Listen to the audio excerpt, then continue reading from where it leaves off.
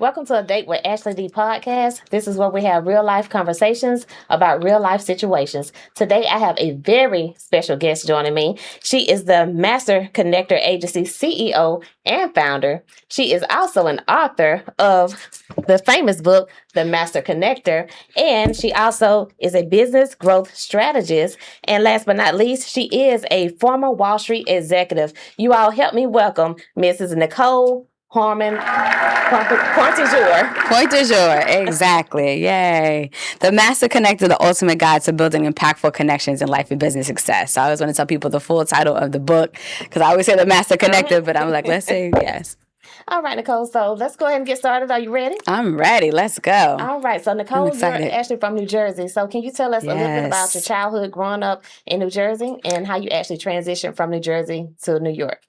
Awesome. A great question. So I'm Nicole Pointdujour, formerly Nicole Harmon. My married name is Pointdujour. I was born in Newark, New Jersey, and then grew up in all around Union and Essex County, New Jersey, so the northern part of New Jersey, 15 minutes from New York. I went to college in Virginia Union University in Richmond, Virginia, and that's where I got my bachelor's degree. Once I got my bachelor's degree, I worked at Wachovia Securities on their trading floor. I was supporting the equity traders, the bond traders, and then the option traders. From there, I was still going to grad school at night. So I was working full time in the morning and getting my MBA at night. I have a master's in business. I graduated with a 4.0. Oh, that's amazing. Thank you. I'm doing both of them. And then once I got my MBA, I went to New York and I worked at JP Morgan as an investment banker. They had an investment banker analyst program. Did that program for 2 years, and then I spent 1 year after that in our commercial paper desk. And then from there, I became an equity trader on Wall Street for many years. And the last 5 years, I was head of national partnerships, but I've been on Wall Street for 21 years in total. Wow, that is absolutely amazing, Nicole. Thank you. So you say you was working with the papers, the newspapers? No, commercial paper desk is like money, like a commercial paper. Yeah. Nothing to do with newspapers. Yeah, so Wall Street is where it's the New York Stock Exchange, right? And people buy and sell securities, which are like I was trading large cap core stocks, so that's Amazon, Apple, Google, so Fortune 50 to Fortune 100 companies that are bought and sold on the New York Stock Exchange. And then commercial paper is like tangible dollars, so. Yeah.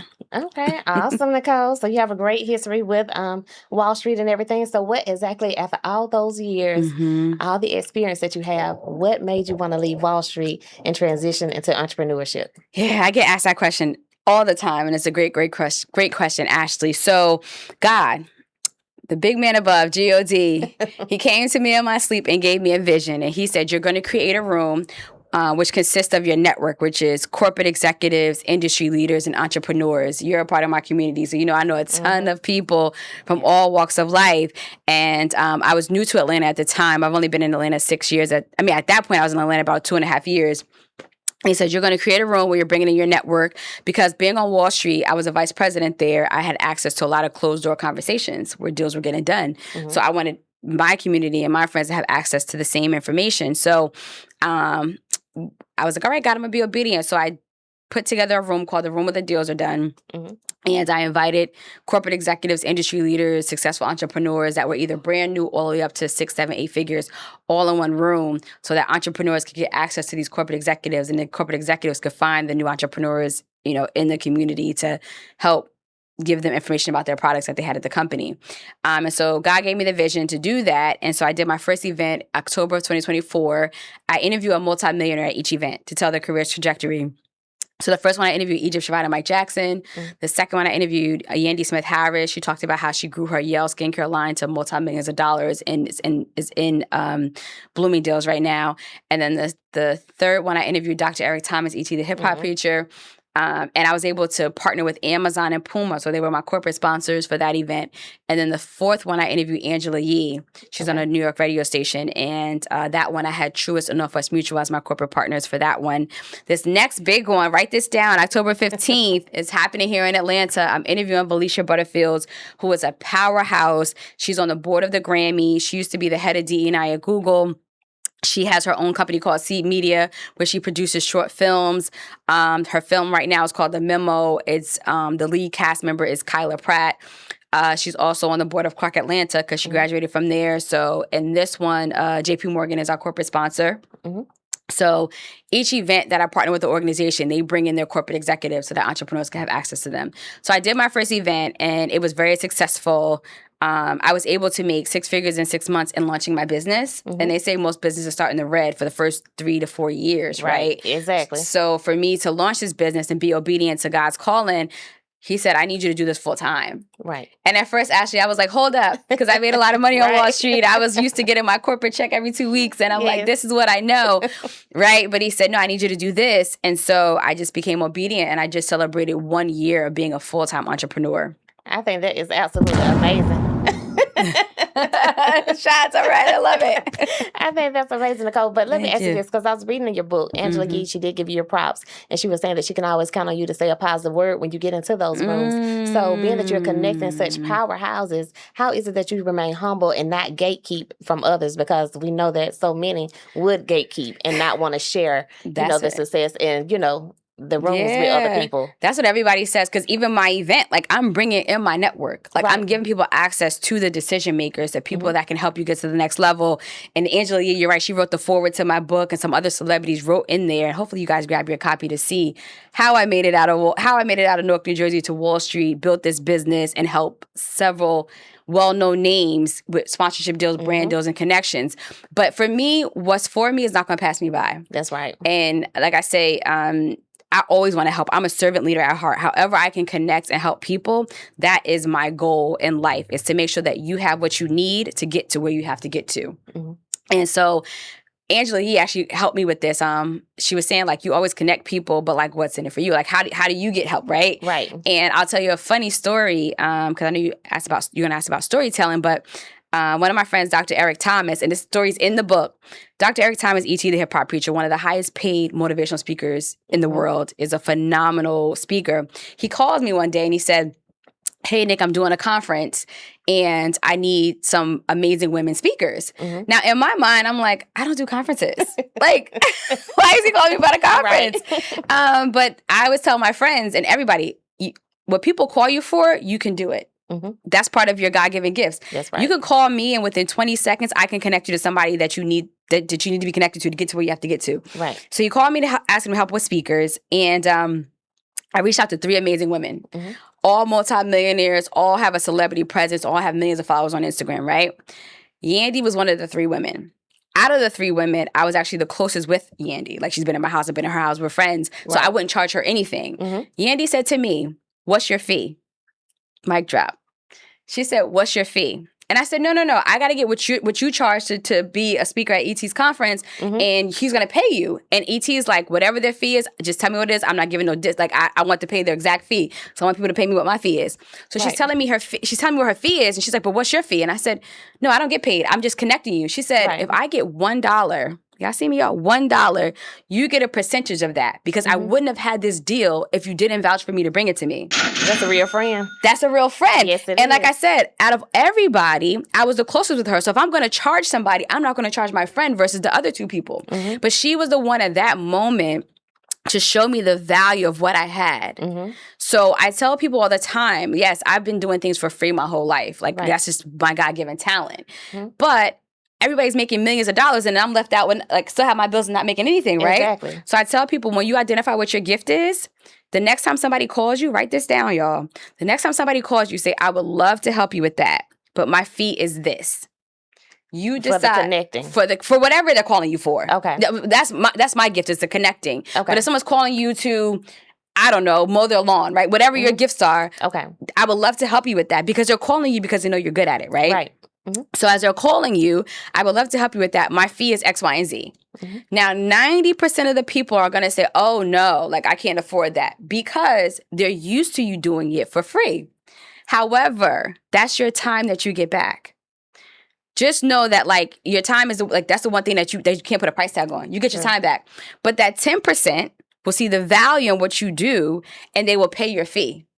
So I tell so many people that, like, people call us all the time for different things that we're good at, but we do it for free because we're so good at it. But we need to be compensated for our time. That's true.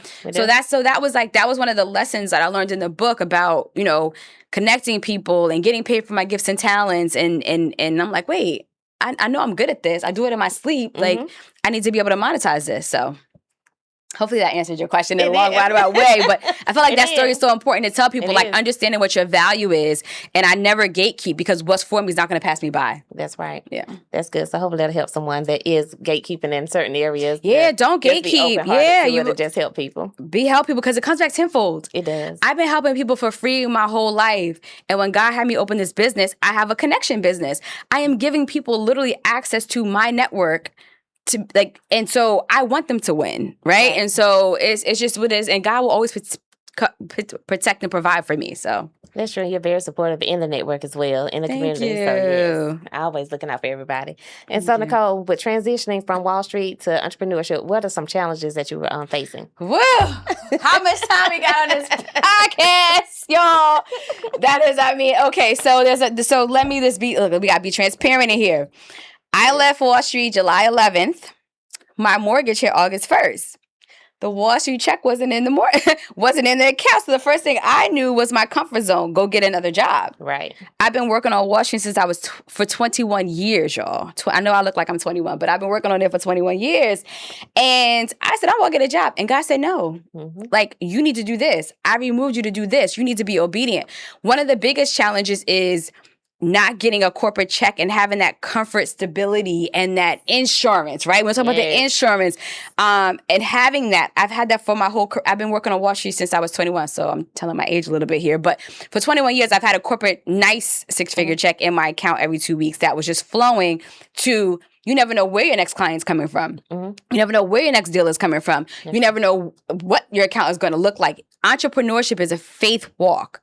It literally is a faith walk. It's like, I am being obedient to you, God. And I tell people every day, I work for God. What are we doing? Every day I wake up, God, what are we doing today? What's on the agenda? Please make sure that I'm being obedient, that you're rewarding me for my obedience, that you're bringing me the clients that I need. Another thing, I just was talking to my friends about this, was discernment. So when you're an entrepreneur, right, you have to figure out who you're doing business with, if they're credible, if they say what they say they're going to do, if they're good business or bad business. When you work for a major corporation, they have a whole compliance team that does the due diligence for you. Versus when you work for yourself, you have to figure out who you're partnering with and if they can deliver on what they say they're going to deliver on, because at the end of the day, it's your brand out there. Exactly. So what are some key things, like 2 key things that you're going to look for in an individual that you may want to work with? The top thing is execution. Okay. Me coming from Wall Street, I'm an executionist. If you say you're going to do this, it has to get done. Right. And I shouldn't have to follow up with you to get it done. Right. Like and that's how I do business. I don't hold anybody to a standard that I don't do. So if Nicole's name is on it, they know it's going to be done with excellence. Gotcha. At the end of the day, I execute in excellence. That's number one. So how they follow up, how they show up, and how they execute are like the top 3 things that I look for. Now that I'm more seasoned in my business, I start getting references. So if they tell me, they can come to me, and because people see me on Instagram, the Master Connector on Instagram, and I'm in these rooms with these high profile people. They all come to me with their business ideas or want to be a part of what I have going on, right? They want to be attached to my brand. But what is their brand? That's right. Somebody the other day said, oh, standing next to you is making my brand look good. But I'm like, but what brand do you have? Because I worked very hard to build the Master Connector agency and just my brand in general as Nicole Pointdujour. So I am known out here as I execute with excellence. I do a good job. I remember one time on Wall Street, I was a vice president, so I was an executive. And when people would come in, they would want to meet other high-profile executives. And I would reach out to the executive and say, oh, we have this new young person. I want them to meet you. And sometimes they'll call me and say, Nicole, I took the meeting because of you, but they don't do business the way you do business. So that's a word, right? So you have to be careful who you brand and who you market, because if they don't do business the way you do business, you can mess up that relationship. You really can. Yeah, so I had to be careful of like who I'm branding, who I'm marketing, who I'm connecting, because they're doing business because of how I do business. That's right. Yeah, so. That's good, Nicole. She dropping some good feedback, y'all. Okay, you. so a couple questions here.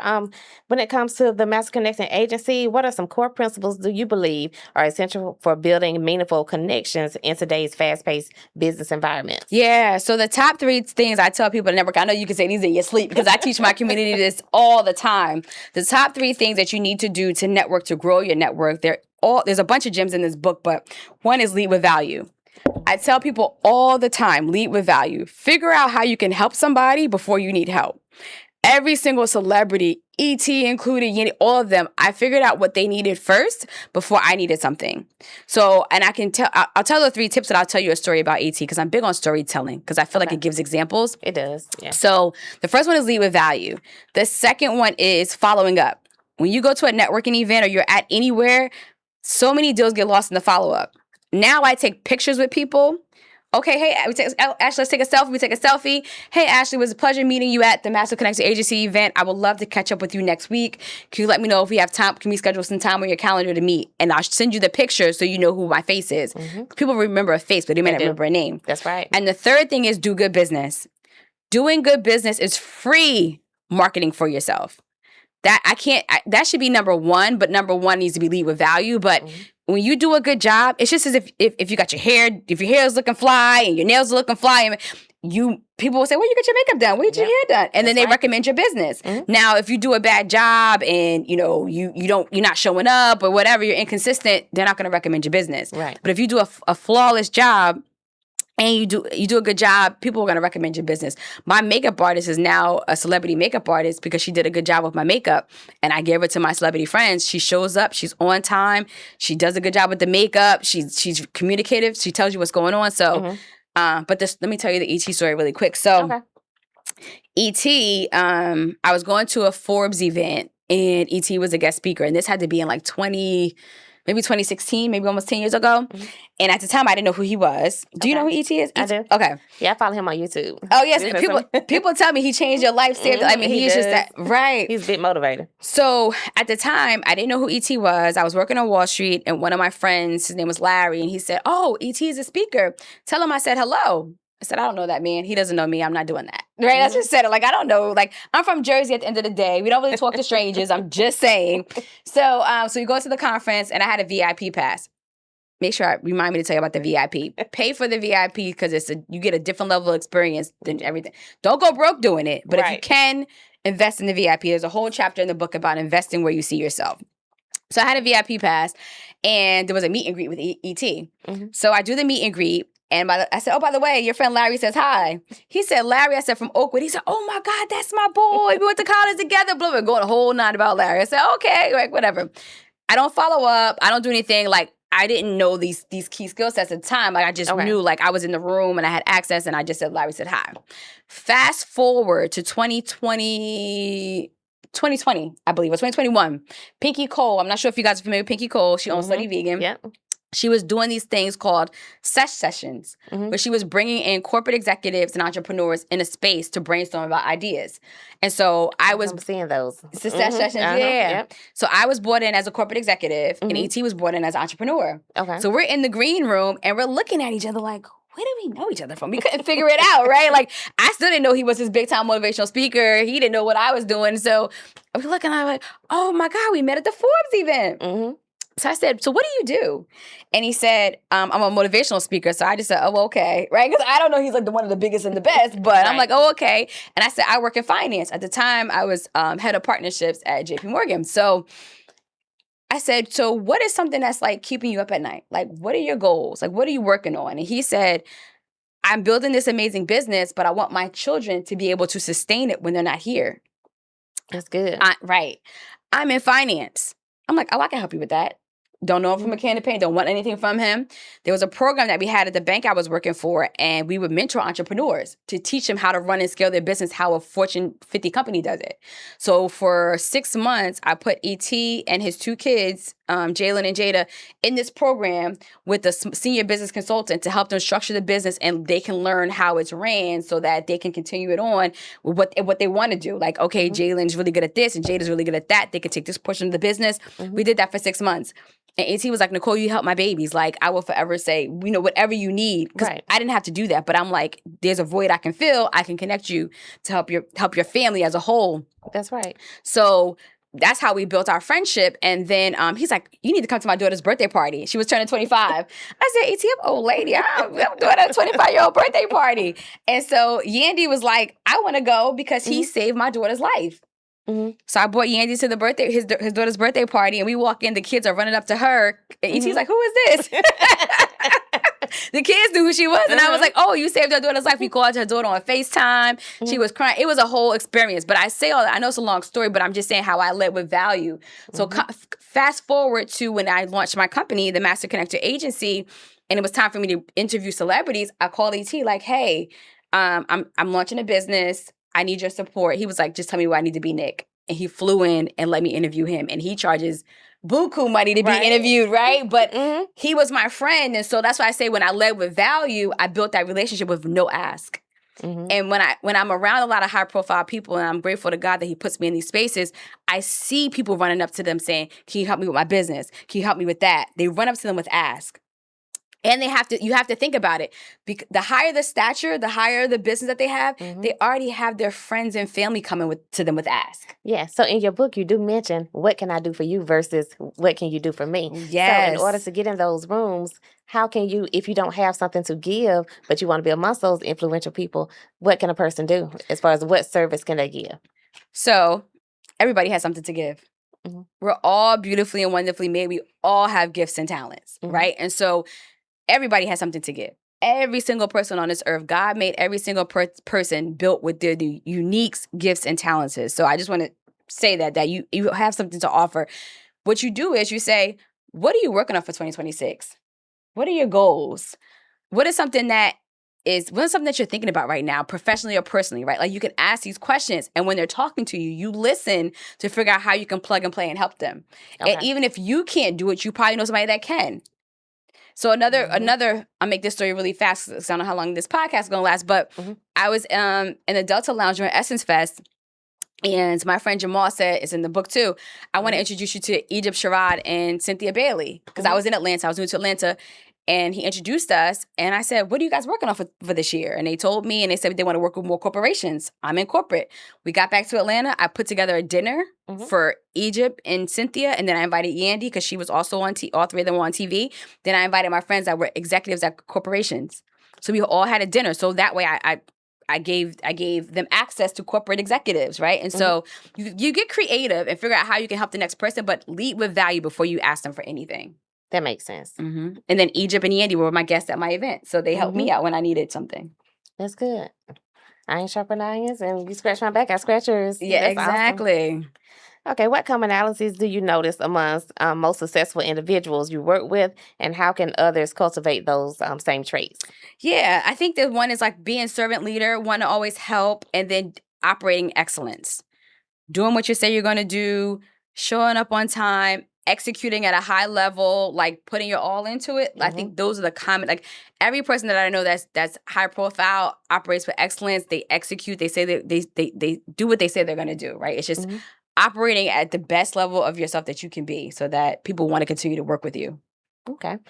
All right. And shifting gears just a little bit, we'll talk about the book. Is that okay? Yeah, of course. Let's get into this book. The gems are in the book, y'all. They are in the book. They really are. Let me tell you, once I started, it was hard to kind of put it down, but I had to because I had to get back to work and stuff. But that's a good book. I'm going to finish it up. Thank you. All right. So how has writing your book, The Master Connector, impacted your credibility as a business strategist? So writing my book, growing up, everybody said I need a book.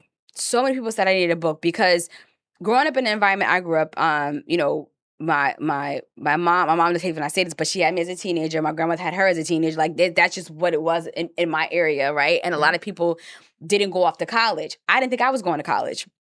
And so my mom said, every day you need to go to college. And I'm like, nobody around here went to college. Why do I have to go? She was so adamant about me going to this college. Going to college changed my life. And then to get on Wall Street at 21 years old and graduate with my MBA had my MBA at 23 with a 4.0. Like I was a generational curse breaker for from what I seen as the norm, right? And my parents did the best that they could and made sure that I was involved in different sports and activities and pushed me to go to school.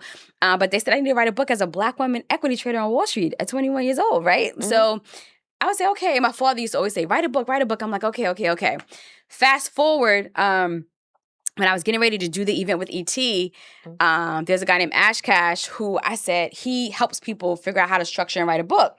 So I said, ET, when I get done with this event with Dr. Eric Thomas in March, I want to write a book. I called him in January. He said, you're interviewing Dr. Eric Thomas? E.T., the hip-hop preacher? He's a New York Times bestseller. And the event was sponsored by Amazon. He said, and you got Amazon as a sponsor? your book will be sold on Amazon. Right. You have to get this book done now. Right. I said, no, I'm planning this event. I still worked full-time I still was working full-time on Wall Street at the time. Who has time to write a book? Right. And plan an event and do all these things and build this business. I didn't even understand it. He said, Nicole, if you don't drop that book on March 14th when you interview ET, this will be a miss for you. So every day I worked at the book. Okay. Every day I worked. And then the book was 24 chapters because I had so much to talk about and give so many stories. Mm-hmm. But I said, that's long. So then we cut it back to 12 chapters. Mm-hmm. But that's what made me write the book, because I was always told I need to write the book to show how I made it out of, inner cities of New Jersey all the way to Wall Street as a Black woman, and then climb the corporate ladder to be a vice president at JP Morgan Chase. That's not easy.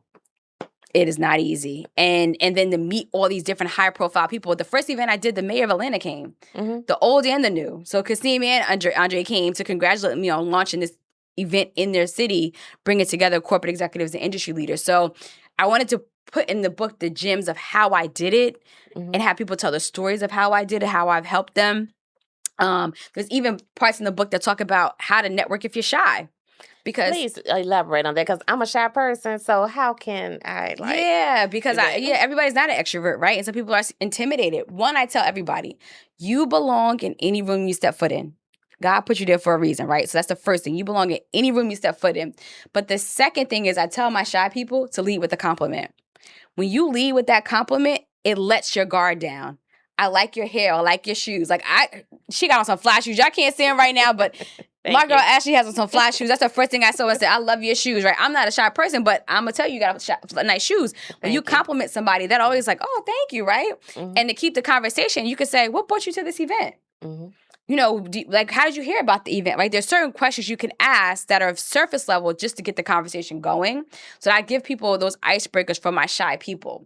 Okay. One, I let them know you belong in any room that you're staying, because sometimes people say, you're at the White House or you're in these rooms. I don't know if I belong. You belong in any room you step foot in. Okay. Any room you go in, you belong in there. God sent you there for a reason, and make the most of it while you're there. But what if you don't have the same success level that they have? There we go again. See, that's your imposter syndrome sinking in. Well, you belong in any room you step foot in. At the end of the day, every single person on this earth is the same. We all got here the same way, and we all gonna leave some kind of way. We all gotta go at some point. We all want success and to be able to take care of our family. Every single person wants that. So there's no difference between you and there's no difference between any two people. You belong in that room, and you lead it with a compliment, and you have a special gift that the other person doesn't have. That's right. You have to know that. You offer something that they don't have. Every person has a unique gift inside of them. Mm-hmm. You figure out what your gift is, and you figure out how to use that to help the next person. So don't even think about the same success level and all those things, because everybody starts from someplace. That's right. And they do something different to get them to the next level. So you belong in that room, you leave with that compliment, and you get that deal done. I will. I sure will. Now finish telling us about your book, when you dropped the book and did the interview with E.T. Yeah. So what do you mean when I did the interview with him? So I interviewed him. How did you bring your book about in the conversation with the interview with E.T.? Oh, so we had the book. So we launched it. So I got the book finished by March 14th. And I interviewed E.T. at my event, and then I said I have something special for y'all, and we dropped the veil, and the book came out, and the people were lined up to get the book. And then I have a membership community, which you're a part of. Mm-hmm. And E.T. said to me on that stage, she said, Nicole, what's important for you at this event? Look at him leading with value. Right. And I said, well, I launched a membership community. I want to grow it to 200 members because I know what I have inside this community is valuable. And maybe you could tell us what value you get out of the community. But I know what I have with the community is valuable, but I just want to get it out there. E.T. said, say no more. I want to buy 20 memberships for people in the audience to be a part of Nicole's community. That's amazing. What? That was a blessing. That was a blessing. So people were lined up to join the community because he invested in me and my business from helping him when I first met him. Do you know what I mean? And so, but if you could tell people what you think the value is in the community, only because we're talking about it and you're a part of it. So I will say, as far as your community, I think it is amazing, ladies. And gentlemen, it's co-ed. Ladies and gentlemen. Everyone in there is very business-minded. Everyone is mature. There's no judgment zone there. It's judgment-free. You're going to be very comfortable. They're very welcoming. And what else? I mean, she invites you to everything. Let me tell you, my calendar went from nothing, blank, nothing on there, to now it is full. I have things leading up through October that's going on. So it's she's going to keep you busy. She's very welcoming. She's such a nice person. She's very genuine. And you feel very comfortable around her. You don't get any bad energy at all. And I'm big on filling out people's energy, but I haven't picked up any negative vibes. I just absolutely love and adore Nicole. I definitely recommend this Community. yeah, the Of the community. book, yeah. And yeah, and definitely read the book as well. You will not be disappointed. Trust me. She will get you in the room. And also with business, my business I had set it to the side. Once I joined her community, I have now picked that business back up, and I have had a couple of clients to book with me. So you won't be disappointed. Trust me. Join the Yeah. community. Thank you. And we bring on experts every single month to talk about every area of business. Mhm. So I launched a community because I knew how to be a corporate executive, but I didn't know how to run a business. Mhm. So I brought people want to talk about trademarking, business funding, how to grow and scale AI, like different tools I needed. So the community gets access to that. And then I started putting events in there Mhm. because the more people you know, that's a potential client for you. So I want my members to have access to these different events I go to because that could be more clients for them in the future. So Mhm.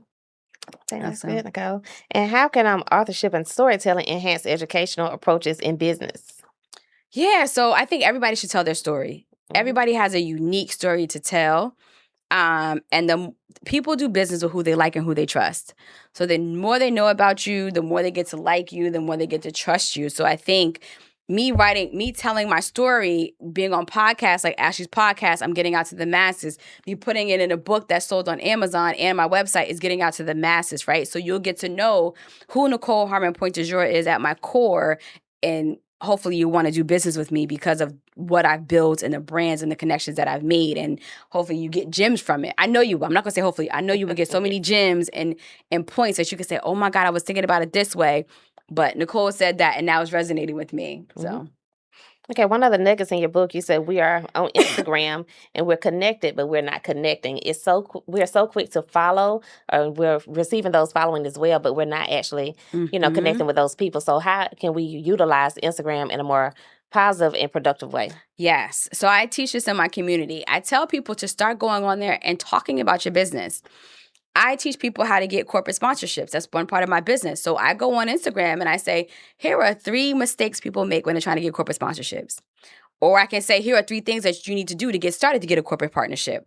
My membership community, I go in there and say the value. Here are the top 3 things that have helped people, testimonials. So I encourage everybody that has a platform, whether you have 1 follower or 1 million followers, start going on and telling your story. Start going on and dropping nuggets. Here are the top 3 things you need to know. Here are the top 3 things you need to do. Here are the top 3 mistakes, because people want information, right? They And do. so you're the expert in your business. You need to start going on there and breadcrumbing them with information about what your business is. Okay, that's good. Mm. Okay. And I see you've been to 44 countries and counting. And while we were talking, you did say 46. So Yes. what's the experience like with the travel and the culture? What are you gaining from those experiences? So I'm at 46 countries, all 50 states. I've been to all 50 states and every continent except Antarctica. So I had a goal to visit 35 countries and 35 states before I turned 35. Wow. So that's where I was very aggressive to get to 70 places before I hit 35, and I accomplished that. So one thing about me, if I put a goal in front, I will work at it until I accomplish it. So now I'm at 50 countries, 46 states, and 7 continents. I love traveling. I love building memories. People always ask me what's the top countries, what's the top states. The top states, I loved Alaska, which is people say, what? Right. But I'm a seafood lover. They had the best Alaskan crab in my entire life. Really? Yeah. Oh my God. The crab right out of it's the bomb. And I did a helicopter ride on the glaciers, and I had glacier water right out of a glacier, the best water I've had in my life. Yeah, it's like these experiences. I've walked a tiger. The screensaver on my phone is me walking a tiger in Thailand. I've kissed. Were you scared? No, it's funny. I'm walking in I'm taking pictures. I had to pay extra to take pictures with hold his head. And then I've kissed a stingray in Cayman Islands, said it's good luck. I've ridden elephants. Like, I'm out here living my best. Yeah. I swam with shark and stingray in Bora Bora. So yeah, like when I go, like I try to get the most out of every place that I've been when I travel. But the food is way fresher, way better.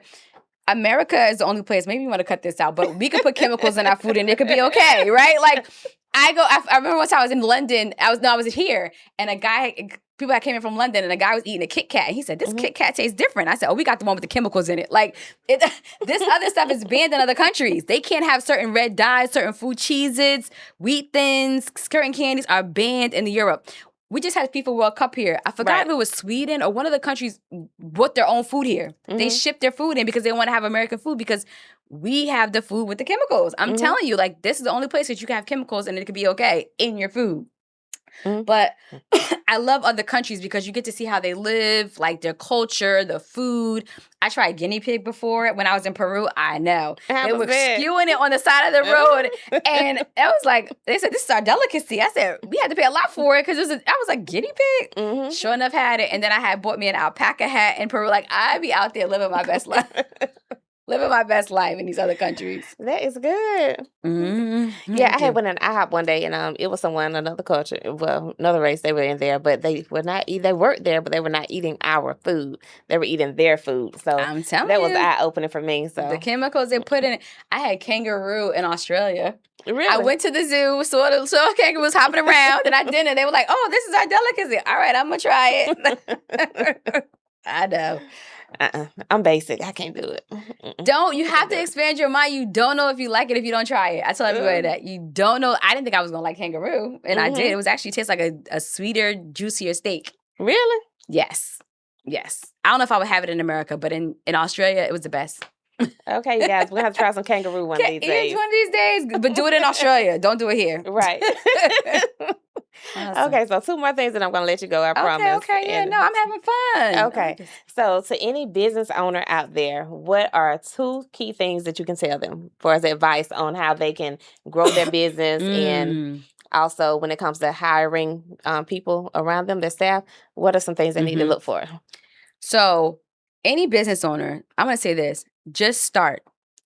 You don't understand how many people I come across and meet that have a million ideas. Oh my God, I had this idea. I thought I was going to do this and this, and they never start. They're so stuck in trying to make it perfect that they never start.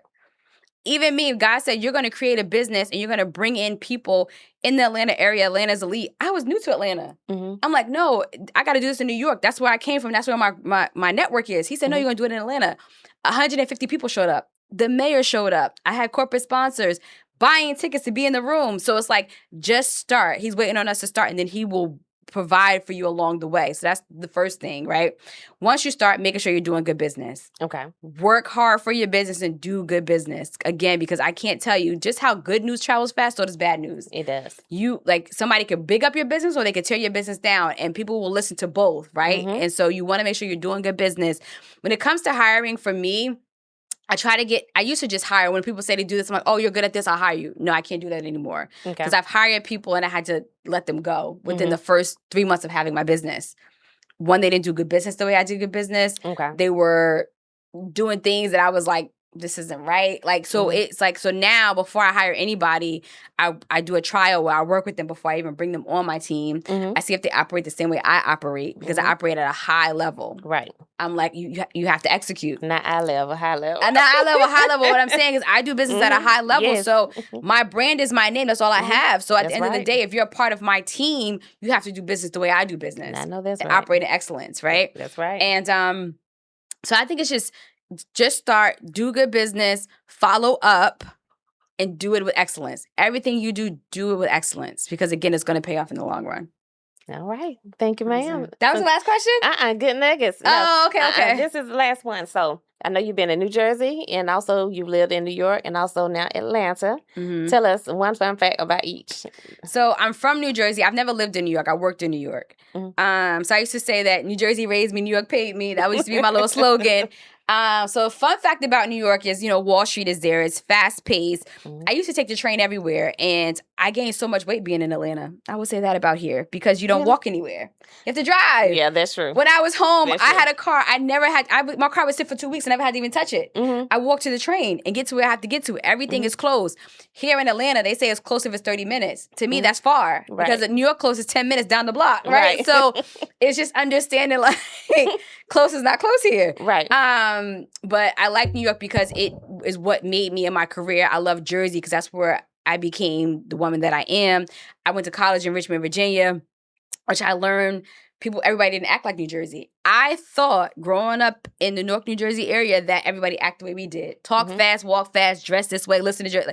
I thought that's what it was. When I went to Virginia, I met people from other places, had different accents. They'd be like, hey, Redbone, hey, Shawd. I'm like, what is that? Like, it was just different for me. I'm like, y'all ain't saying what up, ma? Like, I'm just not you. Like, Right. So I learned a different dialect. The rules are different. They used to say we're in a Confederate state. I saw my first Confederate flag down here. Never seen that in my life up north. So it was a different experience, but a fun fact. Okay, so back to the fun fact. So fun fact about New York is they have a Wall Street there. There's no Wall Street here in Atlanta. That's one fun fact about New York. New Jersey, you don't have to pump your own gas. Really? It's illegal. I need to come to Jersey. You need to come to Jersey. So when I got to college in Virginia, I did not know how to pump gas because I never had to do it in my life. Right. So I'm looking at the gas pump and I'm waiting for the guy to come out. I'm like, he looking at me. I'm looking at him.